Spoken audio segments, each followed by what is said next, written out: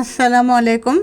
সবাই কেমন আছেন? আশা করি সবাই অনেক বেশি ভালো আছেন। আপনাদের দোয়া এবং আল্লাহর বিশেষ রহমতে আমিও ভালো আছি। আজকে এটা শুধু মেয়েদের আর্ট না, আমি আঁকাতে চলেছি রানী অ্যান্ড শাহজাদি। শেষ পর্যন্ত দেখুন, তারপরে বুঝতে পারবেন আসলে রানীর আঁকাতে গেলে কি কি লাগে। আমি এইভাবে ড্রেসটা পরাইয়া দিছি, তারপরে আমি লেহেঙ্গার পরাইয়া দিছি, তারপরে আমি আবার চুলটা একটু কালো কালার করে নিলাম, দেখতে যেন সুন্দর লাগে। তারপরে চুলে আমি দেখতেই পাচ্ছেন ছোট্ট ব্যান্ড পরাইয়া দিছি, পরাইয়া দিলাম মাথায় মুকুট। যখন আপনি মাথায় মুকুট পরাইয়া দিবেন তখন মনে হবে এটা রানী প্লাস শাহজাদি।